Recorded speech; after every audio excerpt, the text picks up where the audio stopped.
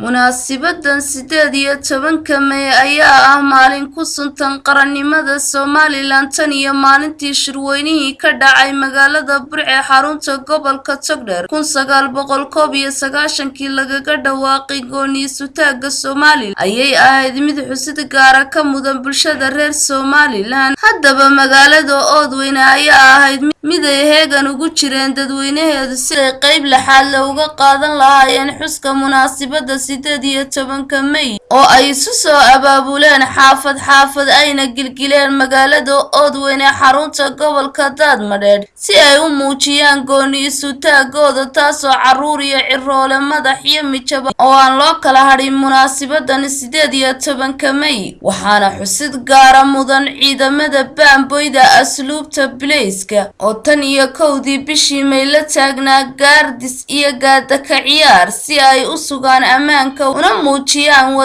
waddaninimadooda. waxaa iyaguna dhankooda qayb laxaad la ka qaatay maamulka gobolka ka degmada laamaha wasaaradaha ururada haweenka dhalinyarada ardayda iskuulada macallimiinta dugsiyada waxaana ka mid ah dugsiyadii qaybta laxaad la ka qaatay dugsiga sare Oodweyne Secondary School dugsiga hoose dhexe Haragwa waxaanay ku gaashaanayeen calanka ay ku caanbaxday jamhuuriyadda Somaliland iyo waliba dharka hidaha iyo dhaqanka Soomaalida. goobtan lagu weyneynayay qarannimada Somaliland ayaa waxaa lagu soo bandhigay waxyaabo ka turjumaya hidaha iyo dhaqanka Soomaalida iyadoo lagu xardhay calanka qaar ka mid ah xoolaheena iyo waliba dhalinyarada qaarkood oo ku xardhay wajiyadooda. damaashaad iyo dhoolatus ballaadhan kadib waxaa tix gabaya ka tiriyay wiil dhalinyaro ah tixdan oo ka turjumaysa qiimaha maalintan oo ay u leedahay shacab weynaha ku dhaqan guud ahaanba Somaliland. dhinaca kale mar aanu qaadnay dareenka shacabka waxay ka sinaayeen maalintan iyo qiimaha ay ugu suntan tahay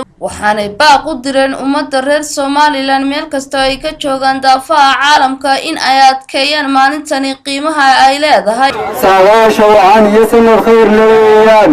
nabad lagu samaado lagu seexday weeyaan khayr lagu salaado lagu soomay weeyaan guul loo samraayo soo socoto weeyaan سحوا وضاء يكون سماع يغني عكس فرات كودي ويان كل شيء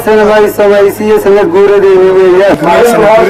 wararka naga soo gaaraya deegaanada ka tirsan gobolka Daadmadheedh degmada Harashiiq degmada Khaatumo tuulada Xaaxi tuulada Ceelsame tuulada Ceelbilcile degmada Gudubi in ay ka dhacayaan dabaaldegyo damaashaado loogu dabaaldegayo munaasabadda 18 May. si kastaba ha ahaatee xuskan 18 May ayaa ah xuskii ugu ballaadhnaa ka dhaca gobolka Daadmadheedh abid tan iyo intii la xusayay xuska 18 May. barwaaqo aadan Maxamed telefishinka caalamiga Somali Channel magaalada Oodweyne.